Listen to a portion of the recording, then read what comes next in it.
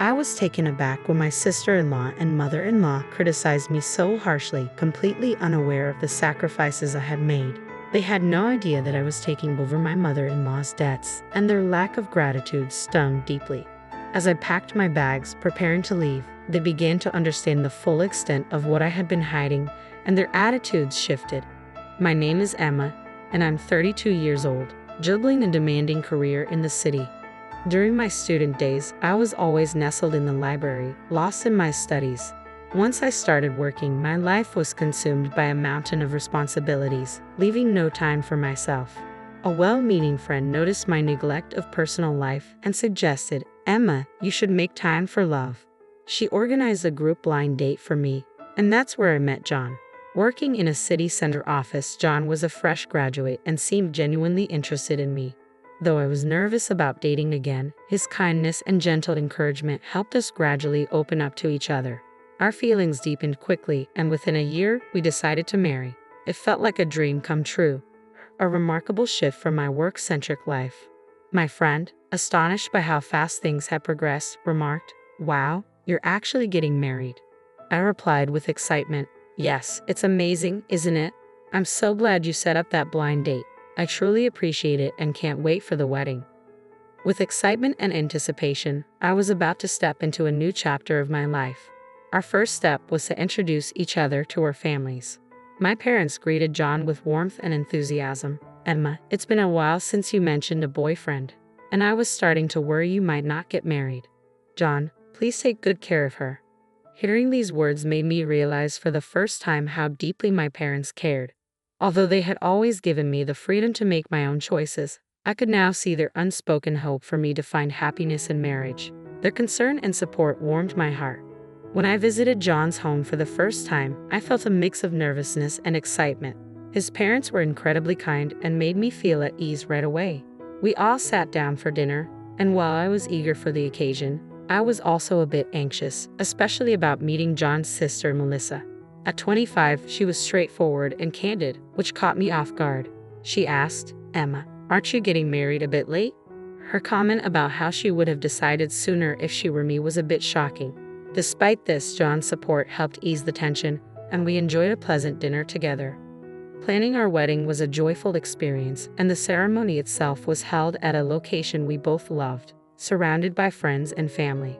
The day was perfect, and our honeymoon was filled with fun and adventure. When we returned home, we embarked on our new life together, finding joy in everyday moments.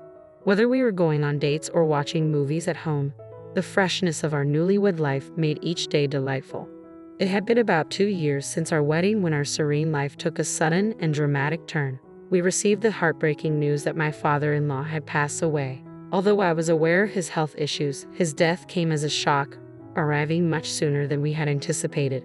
Both my husband and I were deeply affected by the loss, and my mother-in-law's grief was particularly profound, which was palpable to us. However, the situation took an even more surprising turn when we discovered that my mother-in-law was deeply in debt. It turned out she had been deceived by someone unscrupulous and had lost a significant amount of money.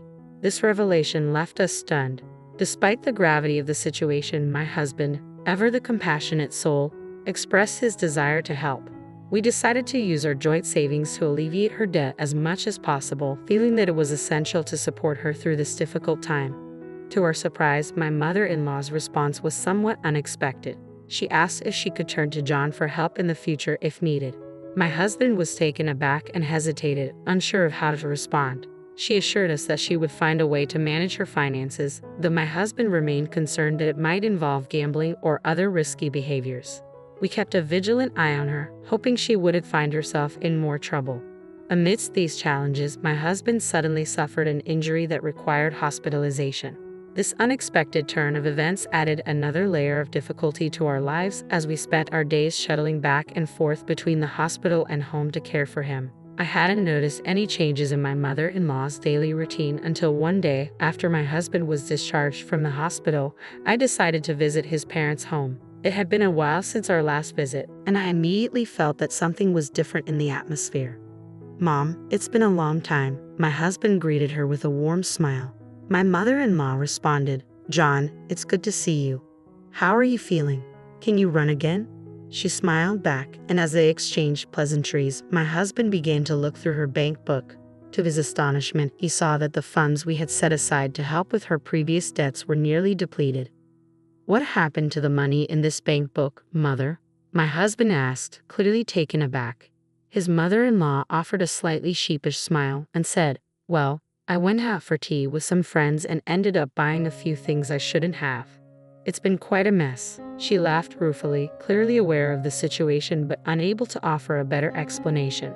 At her revelation, my husband and I were left stunned. It felt as though we had carefully saved money for my mother-in-law's future, only for her to spend it freely without a second thought. My husband couldn't hide his frustration. "Mom, you shouldn't spend money like this. Do you realize how much effort we put into saving for your future?" he said, clearly disheartened. Seeing her genuine remorse, we became even more concerned about her well-being. We suggested that she move in with us so we could better support her. Her face lit up with relief and happiness at the offer, and she agreed to leave her home and move into our apartment. Our new life together began, and my mother-in-law quickly adapted to her new surroundings. We enjoyed our time together, sharing meals and laughter around the table. She eagerly took on housework, which made daily life surprisingly smooth for us. Her cheerful attitude brought a new warmth and brightness to our home, making our days more joyful and fulfilling. I asked, "Mom, what would you like for lunch today?" She replied, I think I'd like yuan." "That sounds good," I said, noting her choice.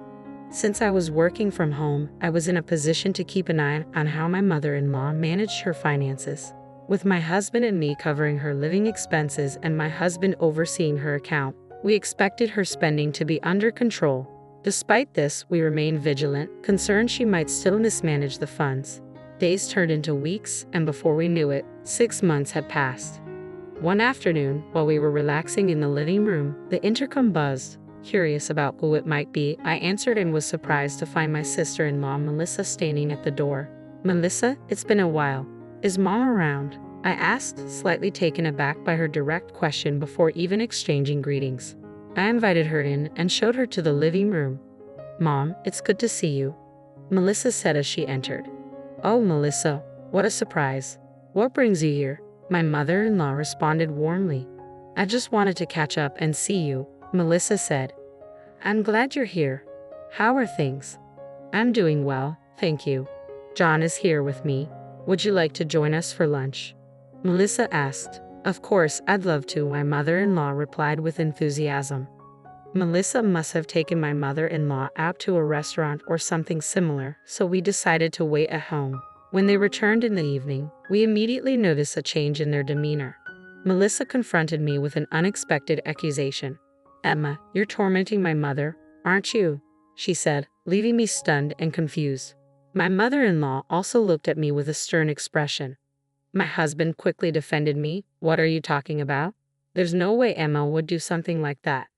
Despite his reassurance, Melissa was unyielding. "John, you're being deceived too. Mom says she can't go out and that Emma is making things difficult for her at home."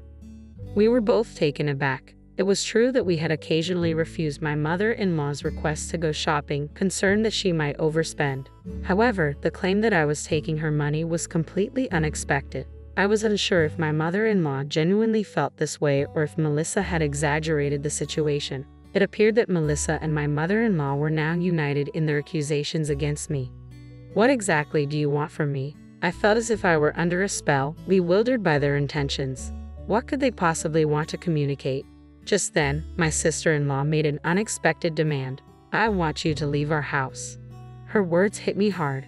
"I don't believe my mother can be truly happy living with you," she continued, her face showing disappointment. My mother-in-law, looking conflicted, seemed on the verge of speaking but remained silent, casting a pained glance in my direction. "If you were gone," Melissa added, "it would allow me and John to relax and enjoy our time together." Her words left me stunned, and I struggled to find a response. They had no idea that I had used my personal savings to pay off her debts. In hindsight, I should have clarified that this money was not part of our joint marital funds but my own. Looking at my husband, I saw the anger in his eyes. His hands were clenched, and he was visibly shaking. Melissa, unfazed, continued, "My mother and I will be living here from now on, so I need you to leave." Taking a deep breath, I replied, I understand, but I won't be involved in what happens next. After that confrontation, my husband and I decided to move out. On the day of our departure, they were taken aback by one unexpected revelation. Looks like you've arranged to leave so soon, Melissa remarked, surprised by our swift departure. Well, yes, my husband said with a hint of amusement. I have something to tell you, Melissa. What is it? She'd asked, intrigued. With a chuckle, my husband replied, since I'm getting older, I've been thinking it's time to transfer the house into your name. Melissa's eyes lit up with excitement. Really? The house will be mine? My husband calmly handed her the paperwork for the name transfer. All you need to do is sign here. Overjoyed, Melissa exclaimed, I can't believe it's going to be my own place, and quickly signed the documents. My husband and I exchanged knowing glances and smiles, pleased with how our plan had unfolded. Well, it's time for us to start preparing to move, my husband said. What? John, you're really leaving? Yes, I've decided to leave as well. Oh, even John is leaving. Do you really have to go with Emma? If I'm not with Emma, I wouldn't be comfortable either. It's normal for married couples to stay together. I expected you'd say that, but what about the house expenses and other costs?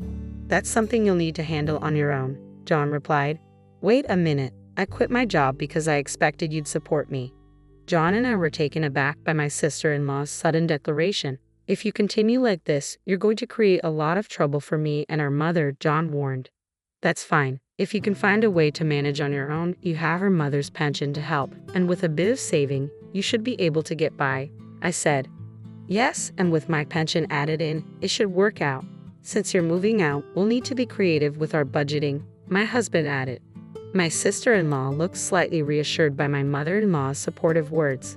It's my new home now. If I save a bit, I should be able to make it work.